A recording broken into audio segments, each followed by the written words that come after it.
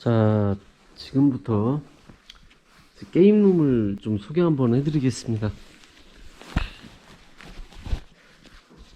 그, 여기 이제 게임룸은요, 20평 사이즈입니다.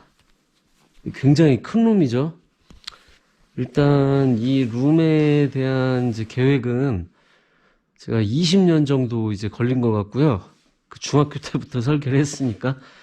그리고 이제 실제로 계획을 이제 잡은 것은 한 4년 7개월 정도 된 것 같아요. 4년 6개월. 뭐 그냥 4년 반 정도 걸린 것 같고요.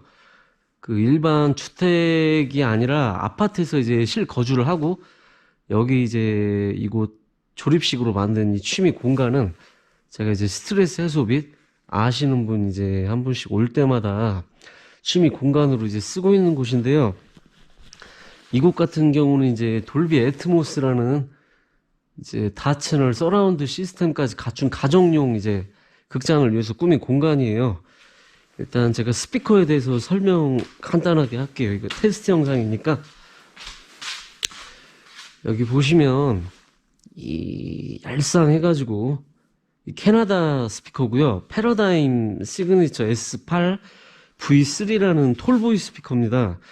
요 녀석의 경우는 이제 캐비넷 자체가 1000만원대 가격에서 이런 모델을 갖추기 힘든 사이즈의 이제 가성비를 갖춘 스피커인데 베릴륨이 들어가 있어요. 베릴륨 같은 경우는 이제 스피커의 해상력에서 고음에 이제 특화된 소재인데 포칼에 이제 비싼 이제 상위급 스피커 라인에 많이 들어가는데 이 패러다임 시그니처 시리즈에도 베릴륨 트위터가 들어가 있습니다. 그리고 이제 미드 같은 경우는 이제 알루미늄 코발트 특성의 소재로 되어 있고요. 나머지는 이제 다이언발 우퍼가 4개나 있어요. 그래서 이 캐비넷에 굉장히 많은 부속품이 들어갔단 말이죠.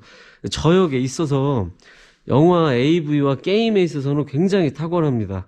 그리고 음악 장르도 이런 오케스트라나 아니면 이제 팝, 그리고 락 계열, 그 저음을 두들기는 음악들에서 퍼포먼스가 굉장히 좋아요. 단종이 이제 얼마 남지 않은 제품인데 이 제품을 제가 운 좋게 이제 가지고 왔고요. 영화 볼 때 이제 굉장히 뛰어난 위력을 가지고 있는 것 같습니다. 이 제품은 제가 팔진 않을 것 같아요. 그래서 20평 이 공간을 울리고도 이제 차고 넘치고요. 여기 보시면 이거는 이제 어쿠스틱 퓨저라는 분산재입니다. 흡음도 하고요. 분산도 하는 거예요. 제가 이제 조립식 판넬을 하고 아직 마감을 안 한 공간이 있기 때문에 이 어쿠스틱 퓨저를 저는 사각 쪽에서 총 12개를 쓰고 있습니다. 그래서 고음과 중역, 적절한 분산과 흡음을 같이 해주기 때문에 귀를 이제 아프지게 않고 사운드의 명료함이나 이런 부딪히지 않는 소리의 밸런스 조절을 해주는 이제 일종의 트랩입니다. T트랩이라고요. T트랩. 그리고 여기 있는 이런 세븐 영화 포스터나 돌비 애트모스 네이밍 패널, 그리고 이제 이런 스타벅스 이런 것들은 이제 제가 따로 이 집을 짓기 전에 이제 만들어 놓은 거고요. 데코로 해 놓은 겁니다. 그리고 오늘은 간단한 테스트 영상이니까요. 이 패러다임 S8 V3와 와치 센터에 대해서 소개 한번 할게요. 이 녀석은 윌슨 오디오 하이엔드 이제 오디오 브랜드인데요. AV에서도 탁월하기 때문에 와치 센터라는 이제 센터 스피커입니다.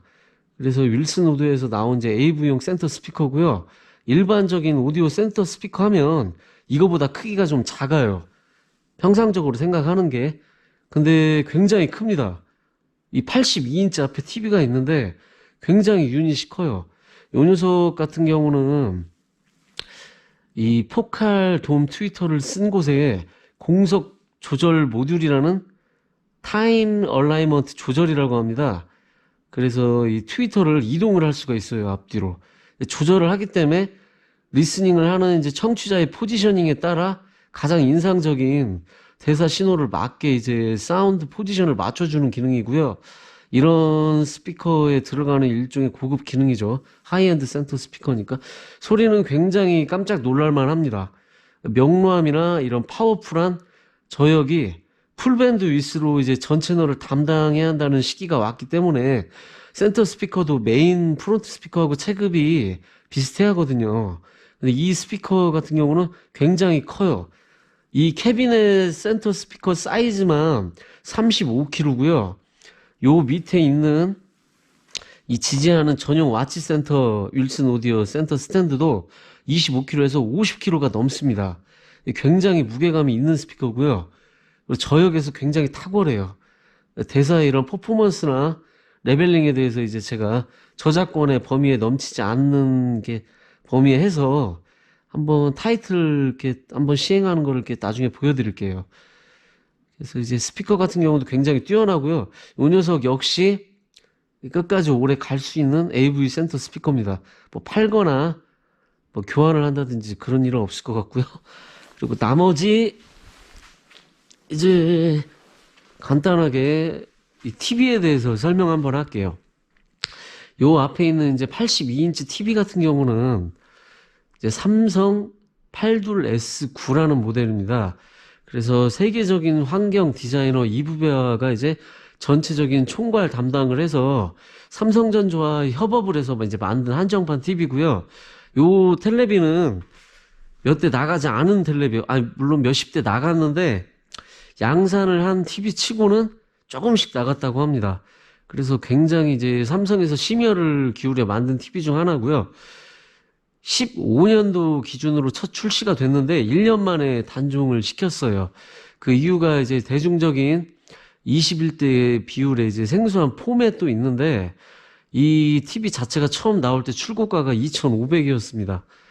저 같은 경우는 처음부터 출고된 이후로 이 TV를 언제쯤 살까 이제 시기를 고민하다 지금 이제 사무실에서 한 대, 그리고 여기 이제 전용 게이밍룸에서 2대를 씁니다. 그래서 이제 지금 새 제품과 개봉을 한 제품이 이제 같이 나열이 되어 있고요. 요 제품 같은 경우는 이제 이 큐브라는 무빙 플레이트 이 삼성전자에서 만든 전용 S9 모델 우퍼에서 소리도 담당하면서 보드에 있는 신호 처리가 패널로 올라가서 21대 9 패널에서 영상 출력을 쏴줍니다. 그 패널 자체도 기존의 삼성의 하이엔드급에만 들어갔던 초고가 플래그십에만 들어가는 이제 다이아몬드 블랙이라는 삼성 최고급 다이아몬드 코팅의 블랙 패널을 썼어요. 그래서 이 블랙 패널 같은 경우는 이제 특징이 시야각과 명암비가 있습니다. 그리고 HDR 지원을 정식적으로 인증받고 출력이 제대로 되는 TV 중에 하나고요. 21대 9 사이즈를 제대로 표현을 해주기 때문에 레더박스 없이 시네마스코프 비율의 영화를 이제 출력해서 보여준다는 점, 그리고 PC에서 이제 자유롭게 쓰는 21대 9의 해상도에 맞는 게임을 이 S9W의 21대 9의 비율 해상도에 맞춰서 픽셀 매칭을 할 수 있습니다.